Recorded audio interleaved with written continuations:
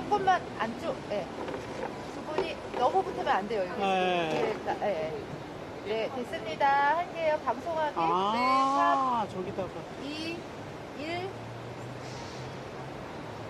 네, 삼성 직업병 문제 올바른 해결을 촉구하는 반올림 농성 588일차 이어 말하기 시작하도록 하겠습니다. 네, 오늘 손님은 김주운 녹색당 공동운영위원장을 모셨습니다. 안녕하세요. 네, 안녕하세요. 네, 녹색당에서 활동을 하고 계신데요. 녹색당이 무엇인지 소개를 해달라 그러면 너무 좀 난감한 질문인가요? 이 당을 소개해달라고, 그죠? 녹색당은 정당인데요. 네, 2012년 3월에 선당에서 지금 5년 동안 활동하고 있습니다. 아직 저희가 의석이 없어서요. 의석도 없는데 무슨 정당 활동하냐고 하시는 분들이 많이 있으시더라고요. 근데 저희는 의석은 없지만 11장에서 그리고 저희 중요한 가치들, 특별히 민주주의, 그리고 사회, 평등, 여러 가지 정책과 가치들을 얘기하면서 꾸준히 활동을 해오고 있습니다. 네, 녹색당이라고 해서 환경 문제만 하고 있는 건 아니죠? 네, 그렇죠. 녹색당, 녹색이 사실 푸른 어떤 이미지 그런 것이 있지만 생각보다 굉장히 스펙트럼이 넓습니다. 네. 녹색당도 노동과 관련해서 과로와 상제와 직업병이 없는 모두에게 쉴 권리가 보장되는 그런 녹색 인프라를 열심히 얘기하고 있습니다. 네, 저희가 총선 때도 녹색당 후보가 이곳에 방문하셔서 이렇게 말씀도 전해주시기도 하고, 저희가 현수막이 훼손되었을 때나 현수막이 필요할 때 제일 먼저 녹색당에서 보내주셨어요. 그러니까 저희가 지금 팔만출구 앞이 지금 공사로 막혀 있는데 이곳에서 현수막을 딱 피면 이 사거리에서 사람들이 다 볼 수가 있거든요. 그런데 다른 정당에서는 이렇게 보내주지 않았지만 녹색당에서 이곳에 피해자가 있습니다 라는 네. 예, 현수막을 제일 먼저 보내주셔가지고 저희가 너무너무 든든했던 적이 있습니다. 저희가 돈이 없지만 열심히 현수막을 통해서 사실 메시지를 전하는 거잖아요. 그래서 곳곳에 알려야 될 현장들이 너무나 많고, 사실 얼마 전에 이제 고공농성을 광화문에서 했었잖아요. 광고탑 위에서 이제 6분이 올라가서 고공농성을 하시다가 이제 내려오셨는데, 그때도 그냥 이렇게 밑에 지나다니면 모르죠. 이게 바로 옆에 고디바 초콜릿 하는 건물이거든요. 경찰들이 왜 많지? 뭐 이렇게 그냥 의아하게 생각하고 보통 그냥 지나가서 어느 풍경처럼 익숙해져 버리는 그런 것들이 되게 안타까운 것 같아요. 그래서 우리 주변에 그런 현장들이 잊혀지거나 무시되지 않았으면 하는 그런 생각이 듭니다. 녹화가 잘 안 되나요? 네, 이제 화면이 바뀌었어요. 아, 그랬군요. 네, 된 거예요? 네, 페이스북 중계를 하고 있는데 약간 원활치 않은 것 같아서 네, 다시 해요? 아니요, 잠깐 와보세요. 아, 잠깐만요. 이게, 왜냐면, 아까 가득 찼다고 하고, 확인하고 설정이 나와서 확인했어요.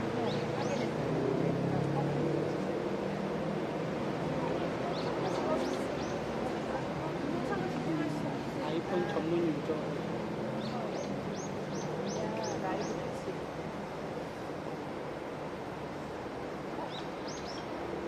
그냥 제목 없이 나오네.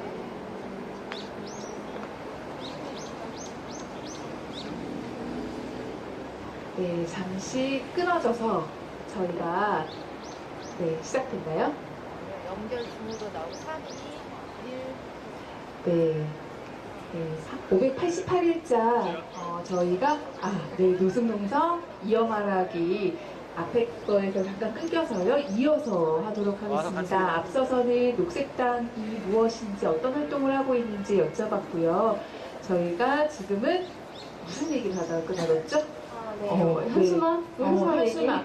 네. 어떤 곳, 이제 현수막이 필요한 곳에 저희가 누구보다도 녹색당이 먼저 이렇게 달아서 이곳에 사람들이 왜 고공농성을 하고 단식농성을 하고 저희처럼 왜 노숙농성을 하는지 이런 걸 알려주셨어요. 시민단체가 또 현수막 다는 거랑 당에서 다는 거랑 조금 다르지 않나요?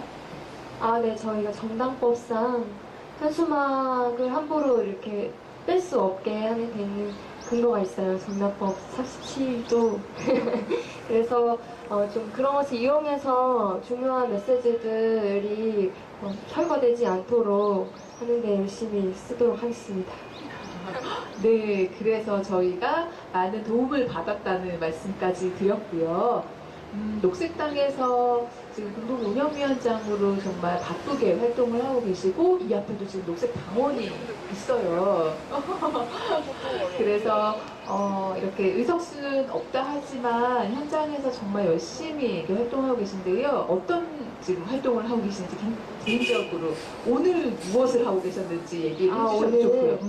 네, 오늘 저희 뭐 일과 얘기를 하면 오전에는 이제 사드 같이 반대하는 평화회의가 있었어요. 저번에 1차 평화회의는 이제 대선 전에 소송리 지금 배치가 예정된 소송리 마을에 다 버스를 타고 가서 이제 있었고요. 그래서 정말 몇십 개 단체에서 대표자분들이 오셔가지고 지금 현재 상황이 어떤지 공유하고 우리가 뭘 해야 될지 그런 논의를 하는 자리였는데 오늘 거기에 이어서 2차 평화회의가 열렸습니다. 그래서 어쨌든 새 정부가 들어섰지만 그렇다고 곧바로 이제 사드 관련한 그런 전혀 다른 입장이 현재 드러나지는 않은 상황이고 또 다음 달에 한미 정상회담을 하기로 어제 이제 결정을 하고 보도가 됐잖아요.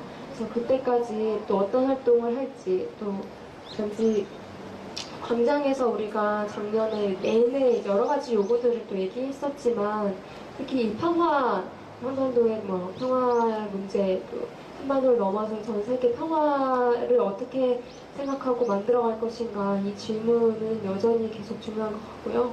그리고 평화회의 마치고 광화문으로 가서 오늘 이게 몇 시라고요? 지금 문재인 대통령처럼 아닙니다. 자세하게 밝혀야 돼요. 네, 그러고 나서? 네, 몇 그러고 시? 나서 네. 사실 제가 오늘 두 가지 또 중요한 날이에요. 오늘 이제 성소수자 혐오 반대 날 국제적으로 중요하게 기념하는 날 아이다오라고 부르는데 앞글자들을 따가지고 그 날이어서 광화문에서 또 기자회견이 있었어요. 그래서 저녁에 또 집회가 있을 예정이고요. 사실 어제 또 모두를 분노하게 한 기사가 나왔는데 단지 육군 복무 중인 대위 전역을 2주인가 밖에 안 남긴 대위를 불법으로 압수수색하고 동성애자라는 이유로 소지품을 불법으로 압수수색을 하고 심지어 전혀 구속 도주의 여지도 없고 구속할 이유가 없음에도 불구하고 이제 구속을 해서 수사를 진행을 했죠. 그래서 정말 말도 안 되는 일이었는데요. 그런데 또 구형을 어제 최고형으로 2년을 선고를 했어요. 선고를 하겠다고 구형을 미리 밝히고 다음 주에 있을 재판에서 그렇게 구형하겠다고까지 발표를 했어요. 굳이 그렇게 할 필요가 없는데 지금 그런 현안들이 굉장히 있는 상황이고요. 또 거기에 더해서 오늘 강남역 바로 여기가 8번 출구잖아요. 바로 옆에 강남역 10번 출구에서 1년 전 오늘 여성이라는 이유로 살해됐던 안타까운 비극적인 일이 오늘 1년이 되는 날이에요. 그래서 그 1년 동안 정말 많은 일들이 있었죠. 많은 새로 활동을 시작한 페미니스트들도 굉장히 늘어났고 그리고 사회 곳곳에서 자기가 있는 곳에서 여성과 소수자들을 상대로 한 폭력과 혐오에 맞서서 1년간 싸워왔던 사람들이 다시 이제 그 날을 기억하면서 오늘 밤에도 있다가 네, 기자회견을 했고 이따가 7시부터 또 10번 출구에서 네, 추모제도 하고 또 이렇게 행진도 한다고 합니다. 거기에 또 함께 하시는 거고요. 네, 같이 가시기로. 네네네, 맞습니다. 저희가, 여기가 강남역 8번 출구인데, 10번 출구 사건에 대해서도 저희도 많이 관심을 갖고 있고, 오늘 이어말에 끝나고 난 뒤에 이곳에서 이제 행진하는 것에 동참하면서 이렇게 행사까지 같이 하려고 합니다. 많은 분들이 함께 해주셨으면 좋겠고요. 앞서 말했던 그 A 대위에 관한 2년 징역 구형 소식에 많은 분들이 페이스북에 이렇게 글을 써서 무죄 탄원서를 써서 공유하기를 하고 이거 부당함을 알리고 있죠. 성정체성을 이유로 해서 차별을 넘어선 징역형까지 받는다는 네. 것이 너무나 충격적인 일이기 때문에 그것을 막아야 된다. 그래서는 안 된다라는 목소리를 녹색당에서도 내고 있고 많은 분들이 동참도 하고 있는 걸로 알고 있습니다. 그래서 오늘 보니까 오전에서부터 지금까지 반올림 이어 말하기까지 정말 바쁘셨는 것 같아요. 오후에 조금 쉬었습니다. 아, 오후에 쉬었군요. 아이고, 그렇구나. 우리 종남보다 덜 바쁘네. 그랬군요. 지금 앞에 계시는 분들이 심심해 하신 것 같아요. 뭐 이렇게 오늘 피곤했나? 왜? 아, 저희가 같이 이렇게 동참하면서 이어 말하기를 했으면 좋겠어요. 그냥 단순히 앞에서 저희가 페이스북을 상대로 해서 그냥 뭐라지? 방송하는 건 아니거든요. 그래서 궁금한 거나 하고 싶으신 얘기 있으면 얼마든지 하셔도 돼요. 네. 부담 갖고 계시려나? 네, 열심히 들으세요. 그래서 저희가 이곳에서 농성을 한 지는 588일이 됐고요. 반올림이 활동한 지는 10년 정도 됐는데, 노동 문제와 그러니까 반올림과 녹색당이 어떻게 만날 수 있을까? 어떤 부분에서 만날까? 이런 걸 고민을 하다 보니까 환경, 그쵸. 오늘도 미세먼지도 오늘 좀 어떤지 잘 모르겠어요. 저희가 늘 농성하면서 제일 걱정되는 게 이곳의 환경이에요. 여기 공사까지 더해서 아유 미세먼지가 아닌 진짜 공사먼지들로 인해서 이 옆에 원인이 되기도 해요. 그쵸. 옆에 이게 9차선 도로가 또 있어서 네 매연도 장난 아니고요. 풀이 뒤에 보면 약간 꽃이 있어가지고 괜찮지 않냐라고 착각을 일으킬 수 있는데 정말 삭막한 여기는 풀 하나 없어요. 나무 여기 몇 그루 있는 건 맞아. 지금 공사 때문에 사라져가지고 저희가 이제 조금씩 이렇게 화분을 갖다 놨는데요. 그래서 환경 문제에 대해서 좀 얘기를 해봤으면 좋겠어요. 네, 사실 다 일하는 사람들의 건강과 안전 문제가 바로 다 직결되어 있는 거잖아요. 저는 얼마 전에 황사가 정말 역대급 황사가 중국에서 왔었죠. 며칠 동안. 거의 뭐 우리가 높다고 했을 때 지금 오늘은 그렇게 심하지 않는다고 해도 이게 외국 유럽이나 이런 기준으로 하면 저희는 항상 높은 편이거든요. 보통 조음 이렇게 나와도 사실 그게 저희 일상적인 이런 공간에서 제대로 자세하게 측정하면 그렇지 않을 거거든요. 측정소도 막 산 위에 있고 이제 막 건물 위에 있고 이렇기 때문에 근데 황사가 온다고 했을 때 뭐 혹은 미세먼지 농도가 정말 높다 이렇게 했을 때 조금만 노출돼도 이게 우리 눈에 보이진 않지만 이게 생명이나 건강 문제가 직결되는데요. 밖에서 그날 또 일해야 되는 노동자들 그리고 뭐 마스크조차 하지 못하게 하고 이렇게 서비스업에서 뭐 마스크를 하면 이제 또 위험함을 줄 수 있어서 마스크를 하지 않는다거나 혹은 마스크를 심지어 제공해야 되는 일을 밖에서 일하거나 먼지를 계속 마셔야 되는 일들 그런 기본적인 그러니까 노동자의 건강과 안전에 대해서 중요하게 생각한다면 당연히 취해져야 되는 그런 조치들에 대해서 우리 사회가 너무 아직 부족한 것 같고요. 이건 또 어떤 위험한 노동과 관련해서 저희가 많이 관심을 가지고 있는 이제 또 부분은 또 핵발전소이기도 해요. 또 하청 노동자들이 굉장히 많이 일하고 있고요. 내가 얼마나 위험한 환경에 지금 노출돼서 일을 하고 있는지에 대한 제대로 된 정보가 공유되지 못하는 것, 그리고 문제가 생겼거나 사고가 생겼을 때 누구에게 책임을 물어야 하는가, 본사가 없어지는 그런 상황, 이런 문제도 계속되고 있고요. 그리고 구미의 당시에 불산 사태라거나 혹은 지금 스토리 펀딩을 끝난 하고 있죠. 메탄을. 메탄, 저는 여성 노동자들이 시력을 잃어버린 그런 계속 전혀 내가 어떤 노동 환경에서 일하고 있는지 알려주지 못하기 때문에 최소한 스스로도 조심하기도 힘든 그런 상황에서 계속 일을 하고 가족처럼 달아지는 이 모든 좀 근본적인 문제들이 정말 큰 것 같습니다. 네, 맞아요. 지금 얘기 듣다 보니까 저희 삼성 직업병 피해자들이 처한 문제, 아니면 삼성에서 지금 현재도 일하고 있는 노동자들이 처한 현실이기도 하죠.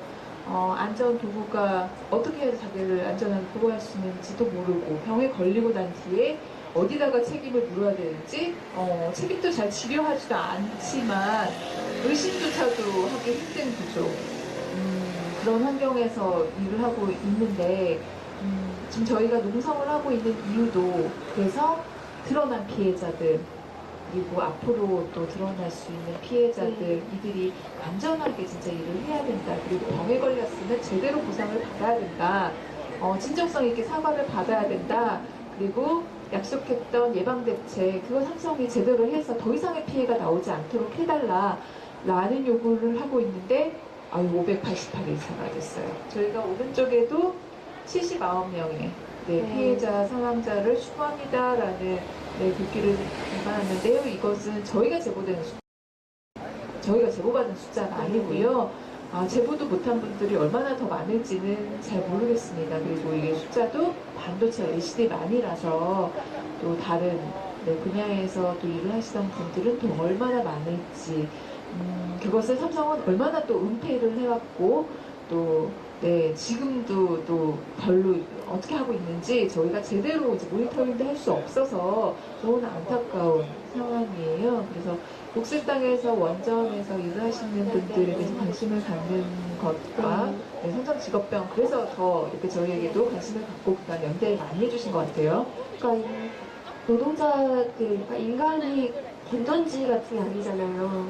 그러니까 쓰고 그냥 폐기하면 되는 게 아니잖아요. 근데 정말 제가 들었던 얘기 중에 끔찍했던 얘기는, 일본에서 이제 후쿠시마 사고가 났던 그 원점, 지금 러시아 체르노빌도 마찬가지인데, 사실 누군가 아무리 기술이 발달하고 기계장치로 제어를 한다고 해도 누군가 인간이 가서 직접 손으로 해야 되는 일이 있는 거예요. 근데 거기에 누가 가겠어요?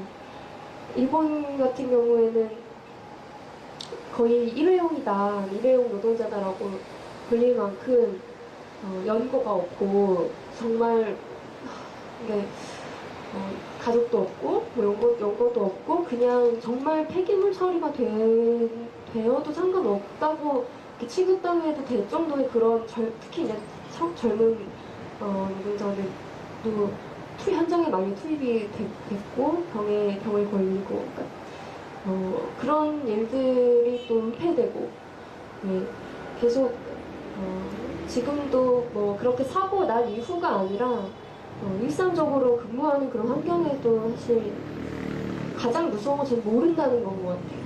그러니까 얼마나 지금 위험하고 어떤 실태가 어떤지에 대해서 누군가는 알고 있을까? 근데 알고 있는데 알려주지 않는 걸까? 그럼 아무도 일을 하지 않으려고 하기 때문에, 그러면 저는 그래서 햇발전소도 그런 제대로 알게 되면 아무도 일을 하지 않게 될 것이고, 그런 이유에서도 점차 우리가 에너지 전환을 하고 다른 에너지원을 사용해야 된다고 생각을 하거든요.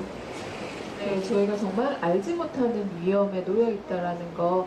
그래서 반올림도 알 권리법, 알아야 산다, 이런 식으로 알 권리에 대해서 되게 관심을 가지고 있는데요. 노동자들이 내가 모르는 게 뭔지도 모르고, 뭘 알아야 되는지도 모르고 그게 정말 문제다라고 생각을 해가지고 노동자에게는 알 권리가 있음을부터 먼저 알려야 된다라고 조금 말이 이렇게 복잡하긴 하지만 그렇게 알아가야 되지 않냐라고 생각해서 반올림뿐만이 아니라 노동과 건강 안전에 대해서 관심 있는 단체들 그리고 알 권리에 관심 있는 단체들이 이제 함께 공부도 하고 연구도 하고 행동도 같이 조직을 하고 있어요. 그래서 우리가 좀 더 환경도 좋고 건강하게 일을 할 수 있는 그런 환경이 많이 만들어졌으면 좋겠는데요. 무엇보다도 정말 초인류기업이라고 요즘에 말 안 하나요? 삼성에서 네 이걸 참 솔선수범을 보였으면 좋겠는데 요즘에는 워낙 그 이재용이 구속돼서 뒤숭숭하다 보니까 제대로 하고 있는지 참 모르겠습니다. 더 이상의 피해가 나오지 않았으면 좋겠고요. 저희가 녹색당에서 본래 위험하게 하시겠다고 하면서 기본소득에 대해서 말씀을 하시겠다고 그러는 거예요. 질문 있었어요? 질문하세요, 질문. 기본소득 전에 기본소득 넘어갈 뻔했어요. 정말 미세먼지 얘기해서 미세먼지. 네. 아니 안 찍어도 되는데. 안 찍어도 된대요. 부끄럽대요. 아니 정말 여기 미세먼지 심각하거든요. 특히 이제 가장 걱정돼요. 나중에 이제 우리 같이 농성 연대 같이 하고 피해자 가족들도 피해를 당했는데 이것 때문에 또 2차 피해를 볼까봐.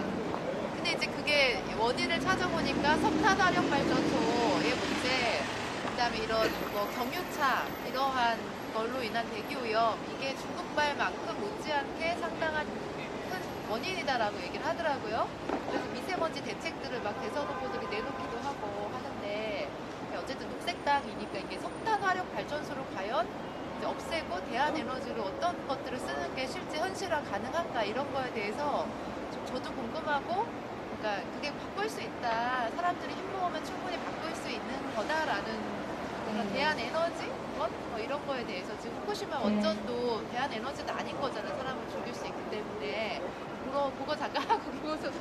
네네네. 좋죠. 우리 카메라맨이 자꾸 들고 있어서 삼각대를 이렇게 들고 있으면 어때? 그 바닥에 놔야지.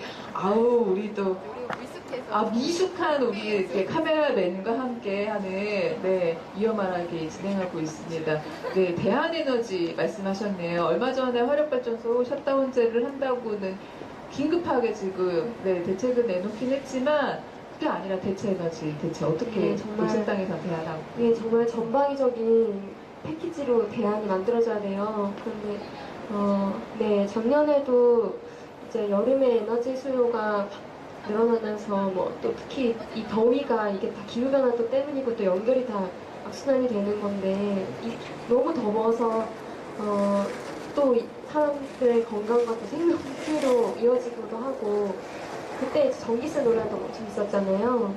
근데 지금 현재 한국의 상황을 보면 전기료가 너무 싸요. 근데 어떤 전기료가 싸냐면 산업용 전기료. 공장을 돌리는 이게 다 이제 우리가 경제 개발을 해야 한다라고 하면서 굉장히 여러 가지 패드를 줘왔던 또 역사도 있고 또 경제 성장이 또 가장 제 1등 우선 목표가 되면서 그 밖에 여러 가지 것들이 이제 고려되지 못했죠.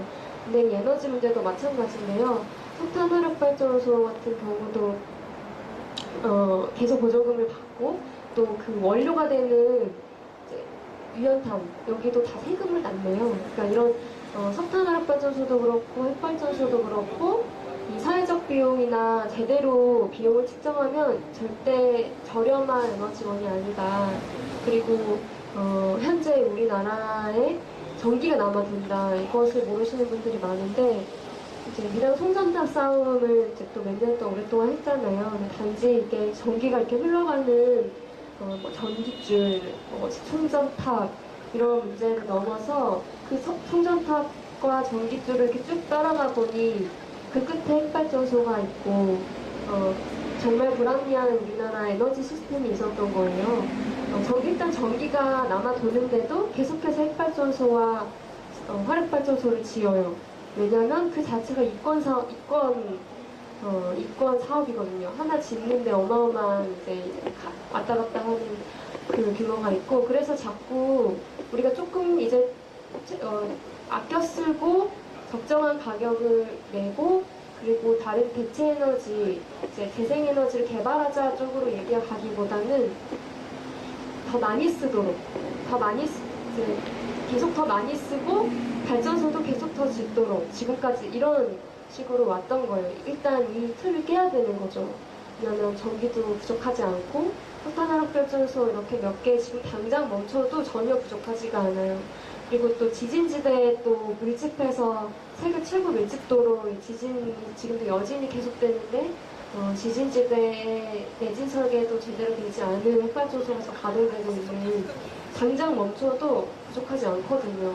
근데 이제 뭐 장기적으로는 그것을 대체할 에너지 재생 에너지로 만들어가야겠죠. 그것도 지금 또 이 태양열이나 이런 게 단가가 또 내려갈 기술이 발전하면서 생산 단가가 내려가니까 또 대기업들이 정말 발빠르게 그 영역에 들어와서 난개발의 형태로 지역 주민들과 전혀 상의 없이, 예를 들면 지역에 산을 막 다 밀어버리고 거기다가 패널을 엄청난 핵 설치하고 태양도 풍력발전소 설치하고 이렇게 되는 방식도 또 답이 아니거든요. 그러니까 이게 이 에너지 문제가 사실 민주주의 시스템의 문제이기도 하고, 이건 역시도 또 정보가 얼마나 공개되는가에 또 연결돼 있어요.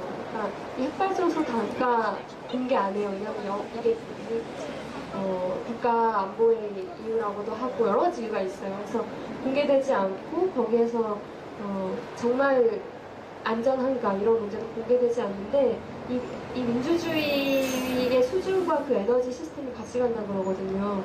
그래서 우리나라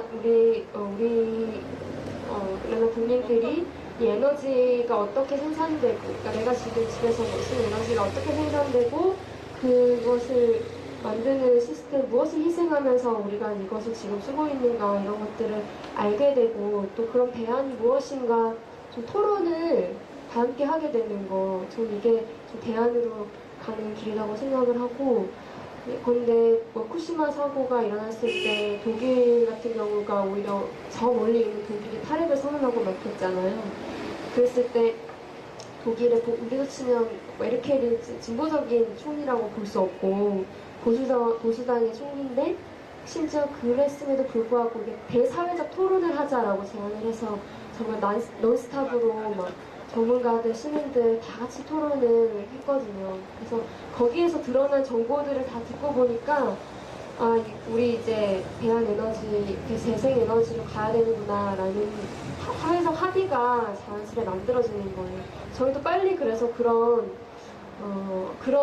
과정을 좀 시작하자. 그래서 그 각 핵발전소 건설, 화력발전소 건설과 연루돼 있는 직접적인 이해 당사자들, 핵 마피아들, 여기에 좌지우지 되면 안 된다. 우리의 이 국민들의 전부, 우리의 생명이 달려있는 문제이기 때문에 가능하다는 거거든요. 그래서 정치적으로 이 사회적 합의를 만드는 역할이 시민들의 힘일 거고, 또 새 정부도 처음으로 대통령 탈핵을 공약을 낸 대통령 후보에 당선된 거예요. 문재인 후보가. 네, 그래서 하지만 이제 2060년에 탈핵한다고 해서 너무 멀다. 2060년은 좀 멀고, 네, 저희는 녹색당은 이제 2030년 단계적으로 로드맵을 가지고 이제 바꿀 수 있는 것부터 하자고 제안을 하는데, 네, 좀 하루빨리 사회적인 논의가 시작되고, 네, 됐으면 좋겠습니다. 네, 그렇군요. 밀양 통솔탑이 단순히 땅을 잃고 그분들의 건강권에 관련된 문제만이 아니라 우리의 에너지 민주주의까지 고민하게 하는 문제였군요. 현재 화력발전소가 그래요. 설정된다고 하는데 거기에 대해서 전혀 에너지 문제, 그러니까 수급에 문제가 없다 이렇게 나오더라고요.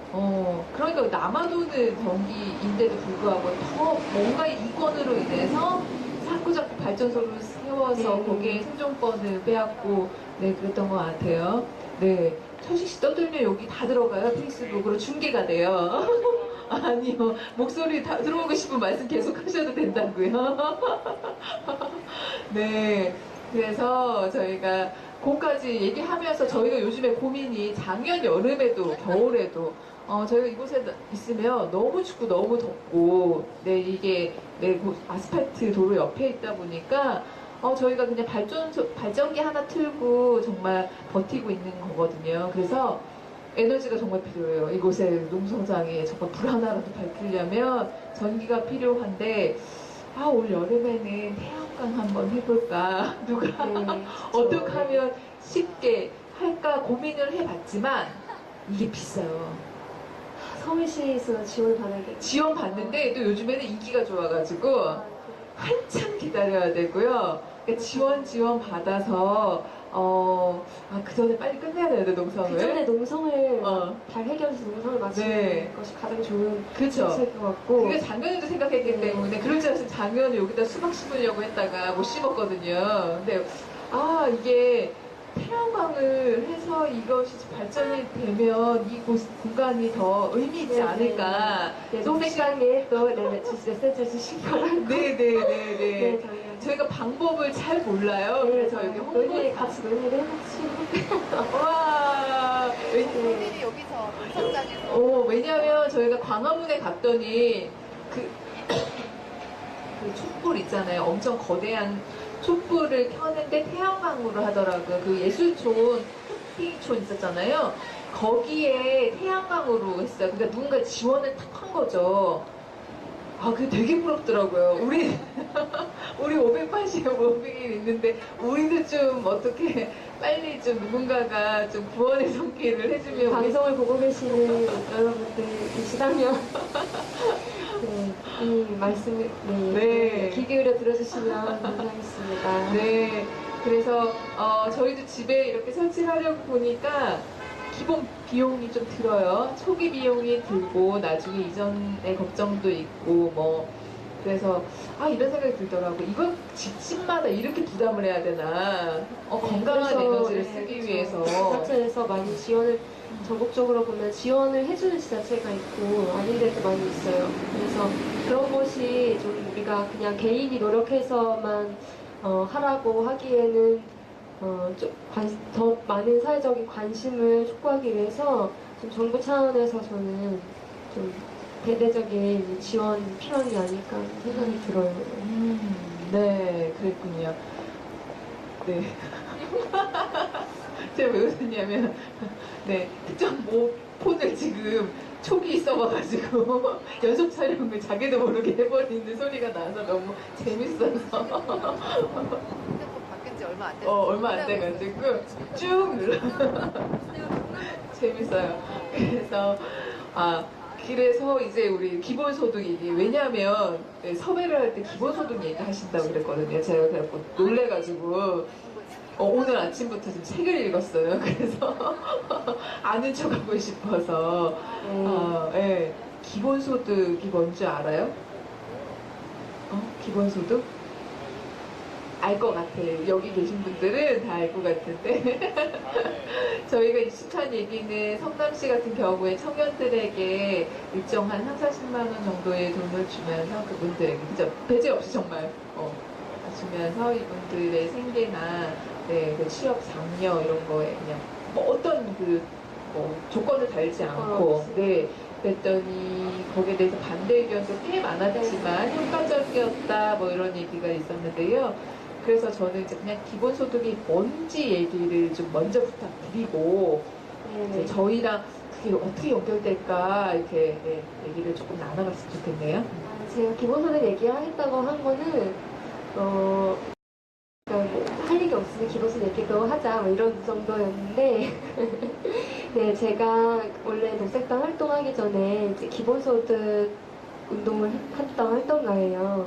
그래서 아주 거창하게 하는 그런 건 아니지만 이제 청년들 저희 또래 이제 동료들하고 같이 한 3-4년 전쯤에 정말 기본소득이 한국에 별로 알려져 있지 않을 때 일단 저희가 우연히 알게 돼서 너무 일단 우리도 받고 싶다 근데 재밌다 이걸 좀 같이 운동으로 한번 사회적으로 제기해보자 이러면서 이제 활동을 시작하게 됐고, 또 저도 이제 녹색당원이었고, 녹색당도 계속 농민기본소득을 얘기했었어요. 그러니까 특히 농민들에게 꼭 필요한 이 정책이 기본소득이어서 한 5년 전부터 녹색당이 농민기본소득을 꾸준히 얘기했는데, 최근에는 이제 농민뿐만 아니라 모두가 힘들다.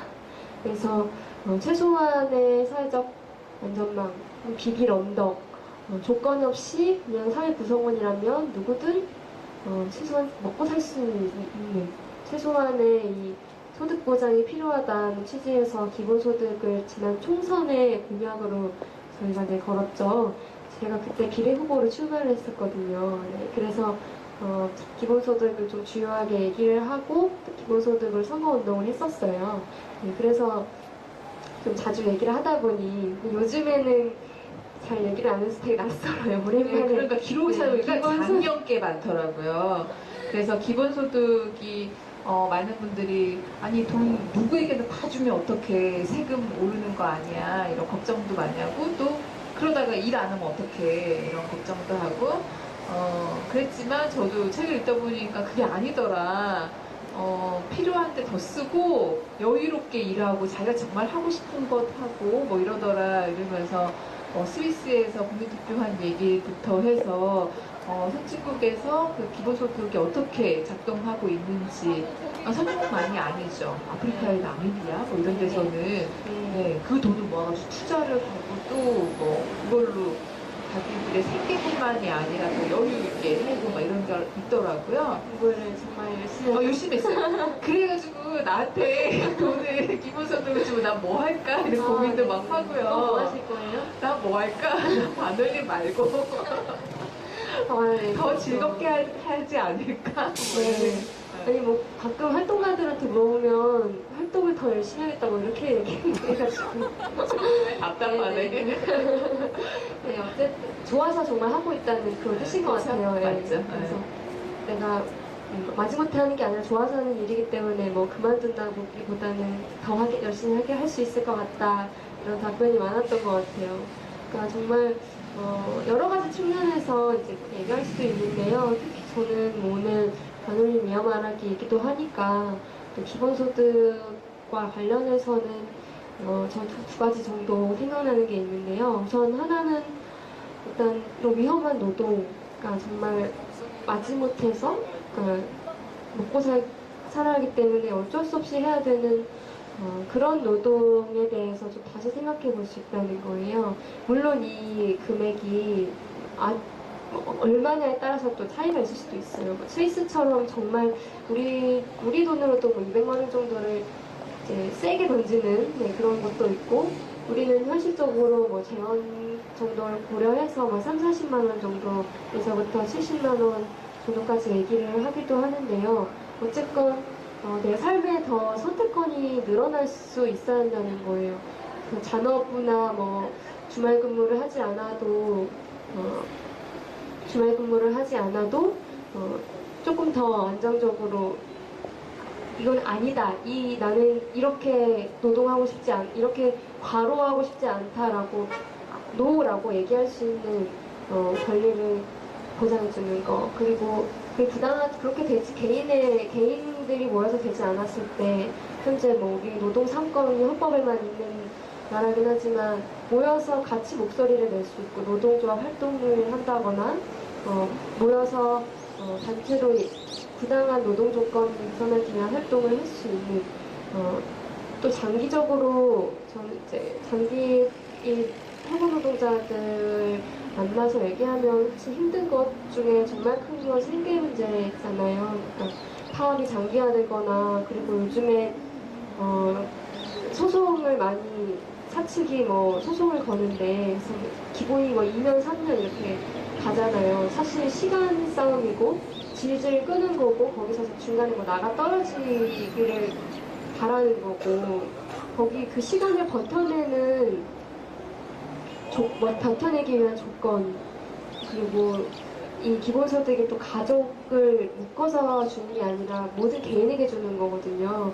그래서 뭐 아버지 한 명이 이 뭐 생계 부양자이자 생계 부양자로만 모든 책임을 다 떠맡지 않아도 되는 그런 변화도 우리가 상상해 볼 수 있거든요. 그래서 다른 방식으로 노동하고 또 노동자로서 권리를 얘기하고 또 그것이 침해당했을 때 더 잘 싸울 수 있고 그렇게 좀 사회 전반이 변화할 수 있는 좀 그런 촉매제가 되지 않을까 그런 생각도 들어요. 네. 맞아요. 저희가 이제 처음에는 직업병을 의심하는 이제 사람들이 저희에게 제보를 주는 거다 보면 요즘에는 이곳에서 일을 해도 될까요? 이렇게 우리 이제 자식이 이제 자기가 생계가 너무 어려워서 우리 가게가 너무 어려워서 일을 하려고 한다고 하는데 아유 괜찮을까요? 이렇게 걱정하시면서 전화 오는 경우도 있어요. 만약에 기본소득 그러니까 일정 수준의 돈이 있다면 이에게는 선택권이 있겠죠. 말씀하신 대로. 또 천천히 고민을 해보고 그렇죠. 당장 안전한 일자리. 그죠? 당장 막 취업해야 되는 뭐 당장 알바해야 되고 들어오는 대로 뭐 당장 취업해보고 아니면 따져보고 시간을 가지고 뭐 내가 진짜 좋아하는 일인지도 더 고민해보고 그런 좀 시간을 주는 것 같기도 네, 해요. 그렇다면 기업에서도 안전하지 않은 우리 일자리에 노동자들이 찾질 않으니 그렇죠. 환경을 바꿔야 되겠죠. 그냥 네. 자동으로 그냥 기업이 알아서 바꾸는 경우는 없으니까요. 네. 그런 효과도 있을 것 같고 말씀하신 대로 이제 이게 기본소득이 단순히 한 가정의 이제 그 가장에게만 주는 게 아니라 개별적으로 이렇게 주어지다 보니까 가부장제 사회 같은 경우에 그 구조를 좀 깰 수가 있는 거예요. 남자 아버지 예를 들어 에게만 주어진 업계. 저 예전에 이제 여성들의 임금이 더 낮았던 이유도 그런 논리가 있었잖아요. 그러니까 가족 임금이라고 해서 남성이 주요한 이제 생계 부양자니까 여성들은 뭐 보조적인 생계 노동자라서 조금 덜 줘도 된다. 그래서 처음에 그렇게 해서 남성과 여성의 임금 차이가 여전히 지금 계속되고 다른 이유도 있겠지만요. 네, 그런 차별이 존재했고 그게 이제 성차별로 계속 이어졌는데 여성 권익 신장에도 기본소득이 참 도움이 된다는 그 구절에도 저도 와 오늘 강남역 10번 출구 얘기와 너무 맞닿아 있다. 삼성 반도체 피해자들 중에서 대부분 이제 여성 경우도 많으니까 그 여성이 처해진 그러니까 가게를 그러니까 남자 뭐 오빠나 동생의 학비를 벌어야 되고 뭐 이렇게 자신을 희생해서 이러한 거는 조금 좀 탈피할 수 있지 않을까 뭐 이런 기본소득으로 이제 조금 희망을 봤어요. 아직 책 다 안 읽어서요. 네, 질문해도 돼요? 그럼요. 질문하세요. 오늘 학생들 정말 좋네요. 요 바닥에 놓고요. 카메라맨 네 그렇죠. 찍는 분이 너무 불안정하게 네 됐습니다. 하세요. 아니 일단 기본소득의 취지에 대해 공감하는데요. 일단 누구든 그 고민이 들 것 같아요. 그런데 재원은 어떻게 마련해요? 그게 현실 가능하냐? 이거랑 그다음에 어느 정도의 수준이어야지 기본소득이 그러한 효과를 거둘 수 있는지. 지금은 사실 최저임금 1만 원 올린다는 것도 재계가 저렇게 벌벌 떨고 비현실적이다 이러고 막 안 되는데 그걸 해보자 이러고 있는 사회적 분위기 속에서 기본소득의 현실화나 적정 수준의 기본소득을 어떻게 생각하는지를 얘기해 주시면. 네. 오늘 정말 왜 정치 질문을 모범생이야. 모범생이야. 네. 그래서 투쟁을 해야 돼요. 기본소득을 제대로 도입하기 위해 재원도 뭘 주장하는 사람들에 따라서 정말 다양해요. 저희가 저번 총선 때 냈던 것은 여러 가지 측면에서 있었는데요. 일단 증세도 필요하다.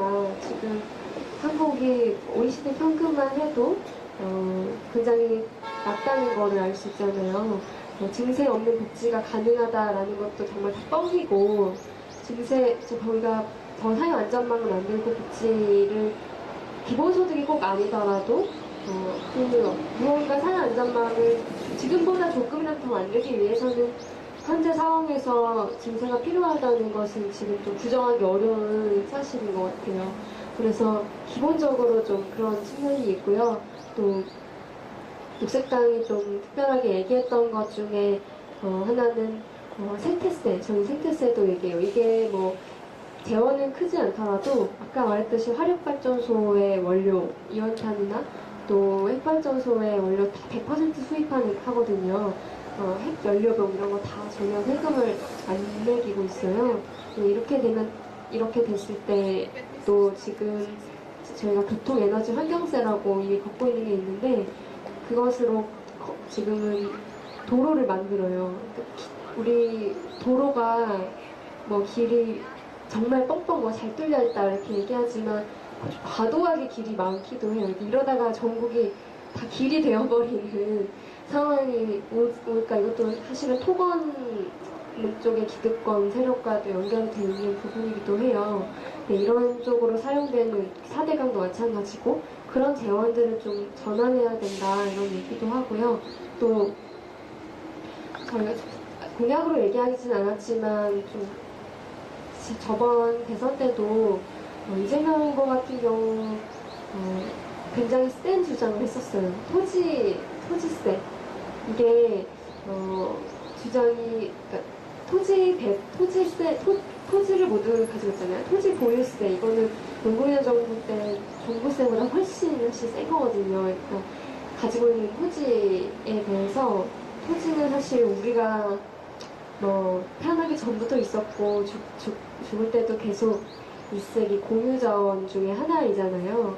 그런데 소수가 독점해서 거기에서 부동산에서 얻게 되는 이윤을 가지고 독점하는 거. 내가 여기에 우연히 땅을 가지게 됐는데 땅값이 오른다는 것에는 정말 다양한 이유가 있을 수도 있잖아요. 정부가 주도해서 개발을 했을 수도 있고 인프라를 만들었을 수도 있고 정말 본인의 노력과 별개로 여러 가지 이윤을 많이 갖게 되는데 그것을 개인이 독점하는 것이 옳은가 이 질문을 던지는 속에서 그것을 재원으로 기본소득 다시 모두에게 나눠주자 이런 재원으로 하자 이런 제안도 있고요. 마찬가지로 뭐 땅뿐만 아니라 바람, 풍력을 통해서 예를 들면은 나오는 제주도 같은 경우에 보민 배당을 하자 이런 제안도 일각에서 하고 있고 외국 같은 경우는 천연자원에 대한 것으로 거기서 나온 수익을 나누자. 그러니까 어떻게 우리가 합의를 하는지 문제예요. 정말 쉽지 않죠. 정말 어려울 거고, 네, 지난한 싸움이 될 거라서, 네, 이것도, 싸워야 되는 문제인 것 같아요. 그러니까 세금하면 정말 저희가 안 했으면 좋겠다 이런 마음부터 누구나가 들게 되는데 또 기본소득의 금액을 생각하면 세금보다는 훨씬 더 그렇죠. 많아질 거라는 생각도 해볼 수 있을 것 같고요. 그리고 쓸데없는 정책을 만들어가지고 돈 허비하는 거 그런 거 생각하면 그런 것만 없애도 제대로 된 네, 정책을 수립해서 한다면 그 돈이 제대로 이제 그러니까 굳이 세금을 막 이렇게 많이 이렇게 매기지 않더라도 얼마든지 기본소득으로도 커버할 수 있지 않냐 이런 얘기가 나오더라고요. 그거는 좀 재정 정책을 잘 세워야 되겠지만요. 그리고 적정 금액이 맞아. 얼마 받고 싶어요? 응. 못해봤어요. 우리가 그런 거를 한 번도 질문 받아본 적이 없어가지고, 네. 적정 금액이 얼마일까 답이 없어요. 정답은 없어요. 네. 왜냐하면 사람마다 최소한이나 충분함에 대한 기준은 다 다를 거고 또 우리 사회가 어떤 또 공공 인프라를 가지고 있는지에 따라서 달라요.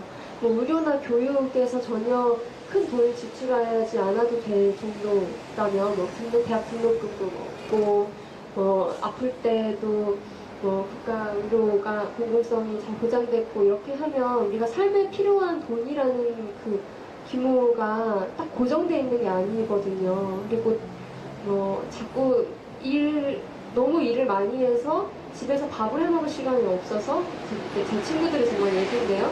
밥을 해먹을 시간이 없어서 맨날 밖에서 이제 사 먹어야 돼요. 그럴 때 들어가는 그 생활비의 수준이랑 또 같이 집에서 밥을 해먹거나 혹은 이제 이렇게 우리 요즘에 뭐 땡땡 비용 욕이라서 말할 수는 없겠지만 스트레스 받으면 막 이렇게 자기 모르게 막 소비를만 해버린다고 하는 그 땡땡 비용이라고 하는 그 인터넷 용어가 있는데요. 근데 정말 그 스트레스를 해소하는데도 요즘에 비용이 엄청 드는 거예요. 네, 그래서 우리가 우리 삶에 필요한 이 비용이 얼마인가, 그리고 또 충분함의 기준이 얼마인가, 또 주거비도 다 연동돼 있고요. 그래서 뭐 우리가 정책으로 만들 때 뭐 임의로 얼마라고 하지만 사실 그것은 저는 굉장히 좀 임의적인 부분이다. 그거는 우리가 네, 지금 독일에서 오신 분이 계신데 독일에서 기본소득이 얼마나 될까요? 8.5유로? 그럼 한국 돈으로 최저임금 아니 최저임금이죠. 네, 최저임금이 8.5유로. 기본소득 논의 중 8.5유로면 우리 돈으로 10,000원 넘겠죠? 네. 환율로 치면은. 맞아요. 네. 지금 최저임금 10,000원 논의를 하고 있죠. 빨리 올려라 이렇게. 맞아요. 우리가 그 돈으로 우리가 뭔가 과소비를 한다거나 그러지 않잖아요. 좀 더 다른 삶을 생각할 텐데. 네, 저는 뭐 그것으로 좀 과소비가 사실 뭔지도 모르겠어요. 근데 청년배당, 이제 성남시 청년배당 같은 경우 제가 활동하는 단체에서 모니터링 조사를 했었어요. 인터뷰를 하는데 어떤 분이 그러시더라고요. 자기는 참치를 사 먹었다. 처음으로 참치 비싸잖아요. 근데 참치 비싸서 사 먹을 엄두가 안 났는데 친구들하고 같이 가서 사 먹어봤다는 거예요. 근데 우리가 인수위원도 뭐 필리버스터에서 말했듯이 진짜 밥만 먹고 사는 존재가 아니다라고 했을 때 그 최저치로 모든 삶을 다 맞춰놨을 때 뭐 공연도 사치고 뭐 조금 비싸더라도 내가 오래 입을 수 있는 그런 옷을 못 사고 요즘에 정말 다 1년짜리 옷만 사서 1년마다 버리잖아요.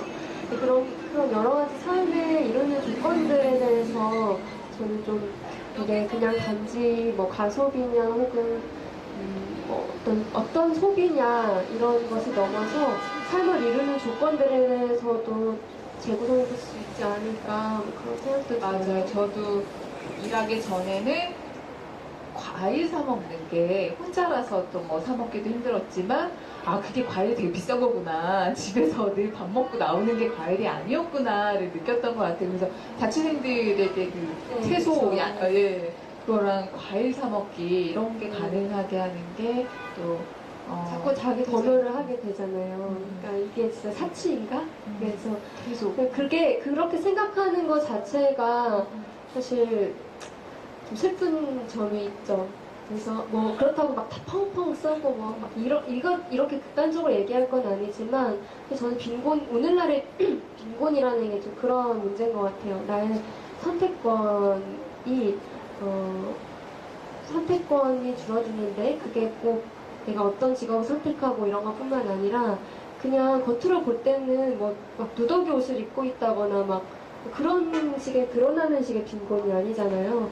하지만 뭐 좋아하는 그러니까 내가 좋아하는 것을 계속 포기할 수밖에 없거나 없는 상황. 정말 사소하게는 그냥 진짜 좋아하는 과일이나 뭐 혹은 꽃을 산다거나 뭐 책을 산다거나 이런 것부터 삶에서 없으면 당장 죽지는 않지만 죽지는 않는다고 하지만 그렇다고 내가 인간적으로 이게 좀 산다 뭐 이렇게 얘기하기에 꼭 필요한 것들. 네, 책과 꽃을 좋아하는 그죠? 와닿겠어요. 누군가에게는 되게 와닿는 얘기를 했는데 저희가 본래 유영하라기를 7시까지 하기로 했었어요. 근데 얘기가 워낙 많다 보니까 지금 훌쩍 넘었네요. 왜냐하면 강남역 10번 출구에서 오늘 행사가 7시부터 이제 진행이 될 것 같아서 저희가 더 늦지 않게 이제 끝내야 될 것 같아요. 오늘 녹색당의 공동위원장이신 김조은님 모시고 다양한 얘기 진짜 들었네요. 그죠? 환경, 에너지, 또 뭐 들었지? 노동, 기본소득까지 이렇게 들었는데, 마지막으로 제가 질문하진 않았지만, 뭐 삼성 직업병 문제에 관련돼서 말씀하셔도 좋고요. 꼭 이곳에서 하고 싶은 일이 있었다면 메모 좀 많이 하셨거든요. 네. 녹색펜으로 그것도. 네, 거기서 적은 것 중에서 하나만 하고, 우리 끝내고 우리 가야 돼요. 피켓 들고 가야 돼요. 네네. 뭐 너무 말 많이 해가지고 뭐 마지막으로 한마디, 네, 오면서 이런 생각 들었어요. 정부, 정권 교체 됐다고 얘기하고, 새 정부는 됐지만, 우리가 이 싸우고 있는, 특히 삼성, 네, 이 권력은 그대로이구나, 변하지 않았고, 또 어떻게 그것을 앞으로 바꿔낼 수 있을지는 똑같은 것 같아요. 그래서 많은 분들이 계속 관심을 가져주시면 네, 정말 좋겠습니다. 저희도 더 열심히 앞으로도 연대하도록 하겠습니다. 초대해주셔서 감사합니다. 네, 이것으로써 오늘 삼성 직업용 문제 올바른 교체관을 이어 말하기 끝내도록 하겠습니다. 오늘 수고 많으셨습니다. 우와. 왼쪽이 내려요?